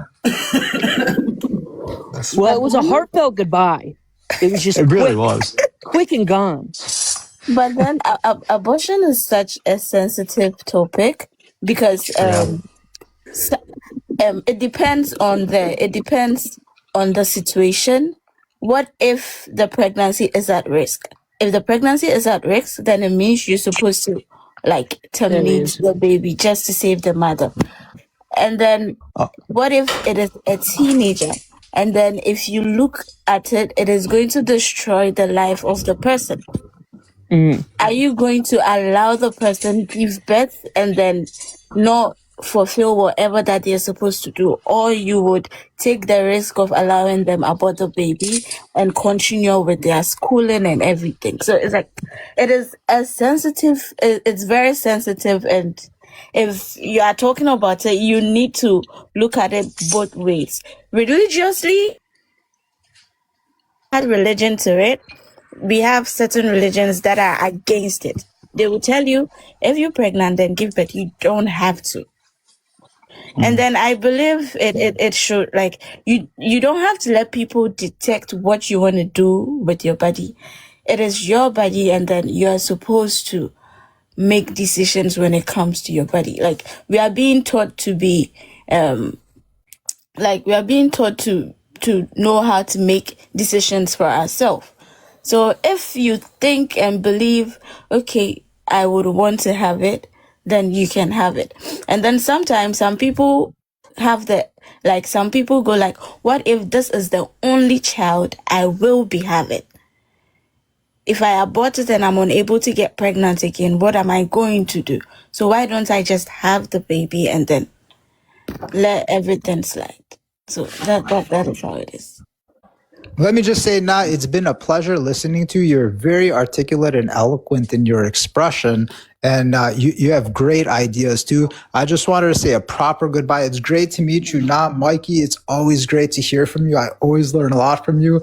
Salad, I love what you're doing. Alexander, Thor, thank you all for being so kind to me. I don't have the best social skills, so thank you for creating a space that was very creative and is going to help me a lot, especially tomorrow when I go to a very dangerous space. So thank you all. Have a good night. Boulez, Thank you. tomorrow, man. Appreciate you being one here. thing before you go, stop saying you don't have great social skills and things like that. Start saying the opposite. Start saying you do, because you are very well spoken. Yeah, and I honestly, I thoroughly enjoy our time together. When Salad had mentioned that you'd be here, I was like, yes, and I was excited to be able to have a conversation with you. And that's because you are very articulate. You are extremely smart. You have good point of views that are sometimes a little bit controversial to talk about. But pushing those boundaries a little bit and doing it in a safe way is super important. And you encourage that. And I want to thank you for that. I think agree. those boundaries need to be pushed sometimes so we can have that discussion, of course. But yeah, he caught me off guard. It surprised me. Does it to me all the time. What do you think, Salad, of all this? What do you think? What's your perspective? On what perspective? On abortion or what? The good, or Nazis? good and evil, Nazis. No, good and evil, and what's your? The good and evil one. I've spoken with Boulez a lot about it. There's a very famous book called Leviathan by Thomas Hobbes. It's 500 years old. It's what removes the divine right of kings, and he talks about evil a lot in there. And I really like that perspective that he talks about. Basically, that in the absence of some kind of structure, that evil is produced by the absence of enforcement, not by the wickedness of people. And so he talks about, imagining 10 people in a room. This is a famous thing that he writes about. Everybody has a weapon. Nobody can leave. No authority exists, and anyone could attack at any time. Even if they're morally decent, fear alone destabilizes cooperation. And that's the claim. So it's not that humans are monsters, but that humans are fragile under insecurity. That's the position that I take on good and evil. So I do like the stronger societies that will enforce that security a little bit more, like Singapore or like some other places. I don't think it's an inherent quality in a person. I think that it's a product of the situation that humans are fragile when under insecurity. And that goes straight towards our thing of, if you're creating a space online, setting those strong boundaries so people know what they're coming into, so they don't pick up that sword and just go attack someone because they know it's a safe space.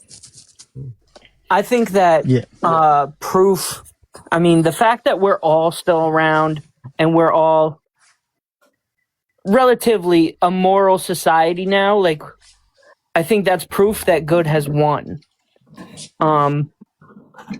Granted, there are, like Alexander said, there are bad apples, but I think that there's more good than evil, just because I've said evil the same way 2 times and it really wigged me out. I said it like, what was his name? Mojo Jojo. But I think that if evil won, then we wouldn't be the way we are now. I don't think we'd be able to have these conversations. I think we'd be just like any other animal in the jungle. You see, like that comes to like my whole thing when I said earlier, like, like let's say, you put 10 people in a room and they all had weapons, right? And the fear takes over, but that comes from selfishness, because then you want to be you want to be alive, you want to live. But the unselfish thing is put the weapons down and then just realize, wait, we're all here stuck together. How can we get out? Does that make sense? Yeah. I'm just trying to imagine, I spoke like, about this with a group of people the other day. You put 10 people in a room, none of them have any idea about childbirth. Okay. That sleeping with a man or a woman can make people pregnant. Yep. Okay. They have no determining factors about the LGBT society. Yep. People will end up just hooking up with people that they want to hook up with eventually. Now, other people will view that, because they hooked up with a different type that has a different bit of equipment, as right or wrong. And that's what's happened with society. And it's been a growth pattern of change over time, resetting boundaries for us to get to where we are in order to stabilize and not have an evil society. Okay. I've got to think of that one. Yeah, me too. It was a good chat. We've been on for, I think, 6 hours. So. No, it's interesting. Is it 5 men, 5 women?